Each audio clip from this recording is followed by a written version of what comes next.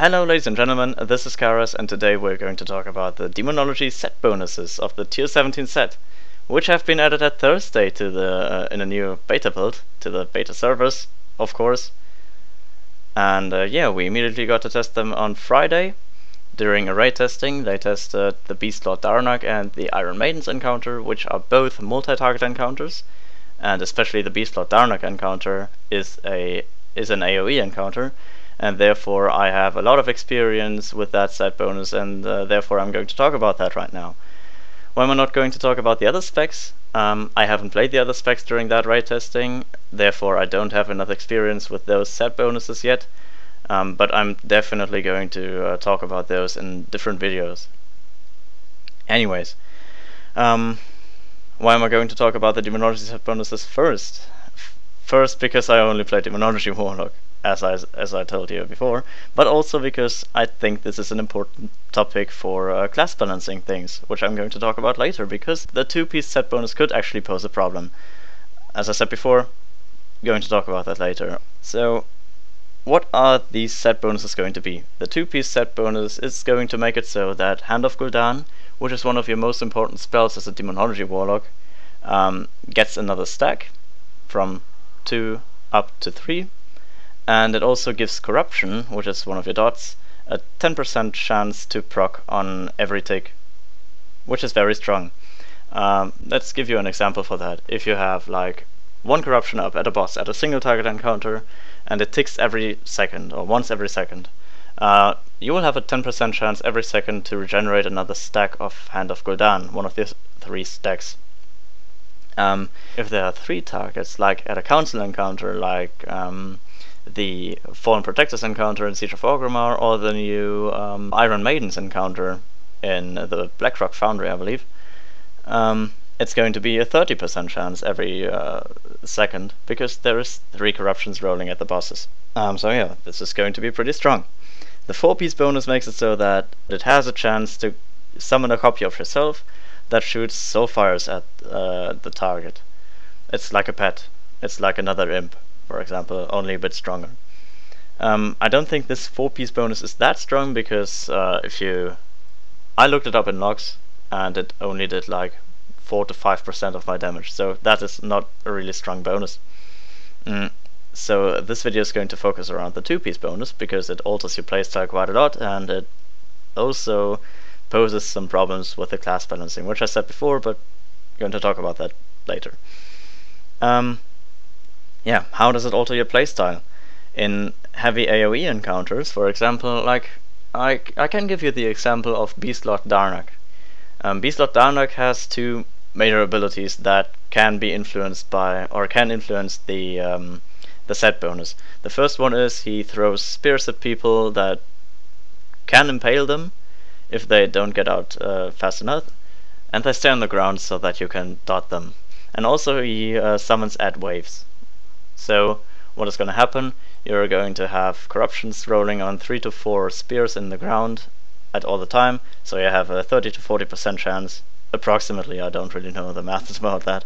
You have a 30 to 40% chance every second to regenerate a Hand of Gul'dan stack. Right before the adds actually join the encounter, you can dot everything if you haven't already done that, and you can save up to 3 charges of your Hand of Gul'dan. Then when those adds are around the boss, because they're going to get tanked together if you have a decent tank, you can shoot all your Hand of Gul'dan stacks into the boss. What is either going to happen is you only have the 3 stacks of Hand of Gul'dan, and you have 3 hands of Gul'dan that are rolling on the adds, or 2 stacks of Shadow Flame, and that is going to be very good. You're going to jump in Metamorphosis and just deal damage to the boss. The other way this can work, which is very interesting, is that while you're spamming Hand of Gul'dan into the adds, the corruption, or the 40% chance, is going to regenerate Hand of Gul'dan stacks, and that can make you end up with spamming 5 to 6 Hand of Gul'dans into those adds. That on the one side melts the add wave, of course. If you are able to spam 6 Hands of Gul'dan into the adds, that is going to deal a lot of damage to them. And on the other side, it gives you tons of fury, because Hand of Gul'dan actually has some decent fury regeneration, and if you manage to shoot 6 Hand of Gul'dans into an ad wave of 10 ads, for example, you're going to generate a lot of fury. So that's what you're going to do in an AoE scenario.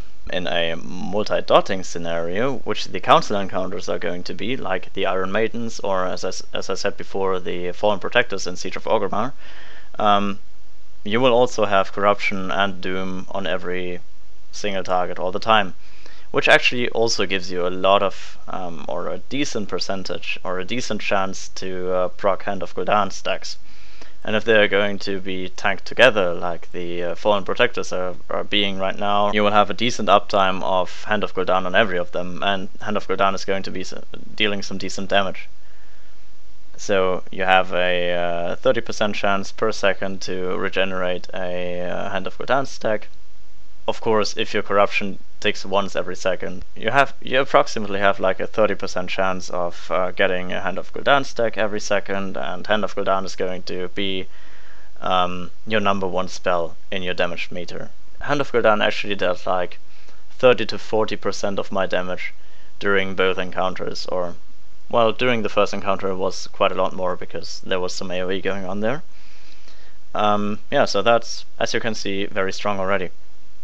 During a single target, this set bonus doesn't do that much. It gives you a 10% chance for every corruption ticking, and there is only one corruption ticking on the boss, so you have a 10% chance approximately every second.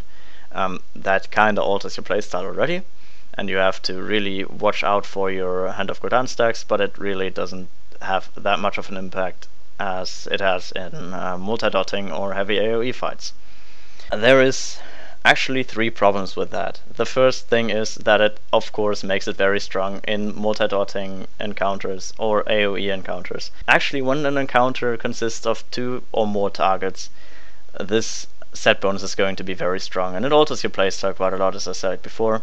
Many bosses in the Blackrock Foundry, which is going to be the second raid in Warlords of Draenor, consists of 2 or more targets, and that's why the set bonus is going to be very important for those fights, for Demonology Warlocks at least.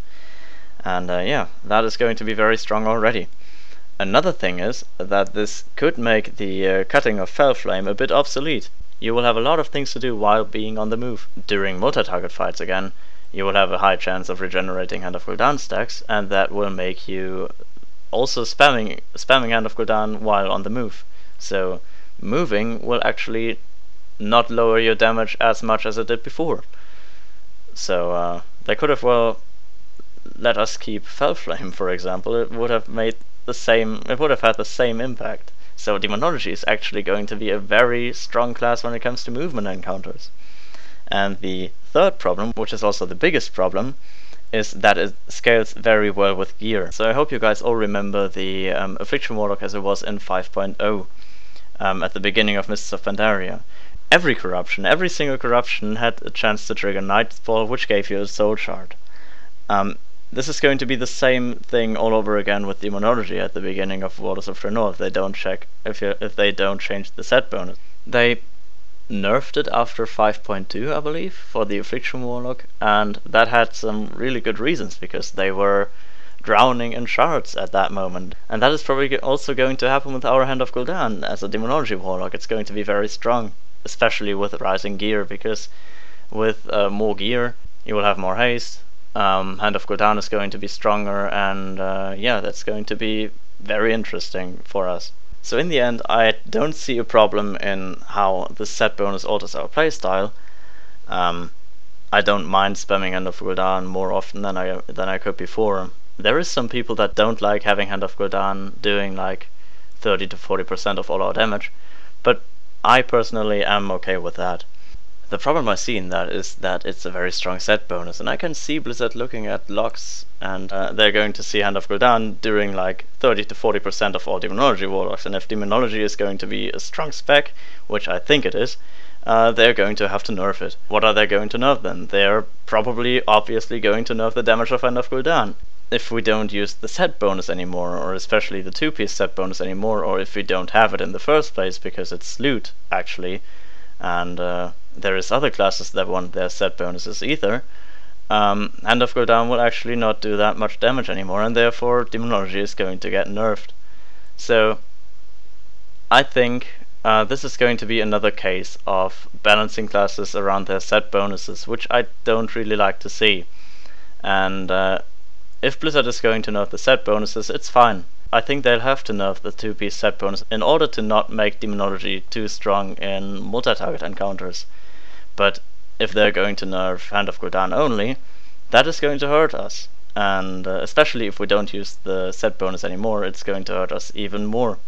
And in the end, that's why I made this video, because I want Blizzard to know that they should rather nerf the set bonus than Hand of Gul'dan only. And yeah, if they do nerf the set bonus, I'm okay with that. They should really nerf the set bonus, as I said before. But please don't nerf Hand of Gul'dan only, because it will stay as strong as it is right now with the set bonus, but without the set bonus it's going to be shit. So yeah, that's it. If you don't share my opinion, tell me about that in the comments. Also stay tuned for the destruction video I'm going to put out this week or so. I'm also going to put the set bonuses of the destruction warlock in that video, so yeah, stay tuned for that. And also I will have to talk about the affliction set bonus, I believe, if there is going to be something to talk about. And yeah, stay tuned. If you don't want to miss any videos, again, subscribe to this channel and do stuff. I don't really know. And yeah, see ya then.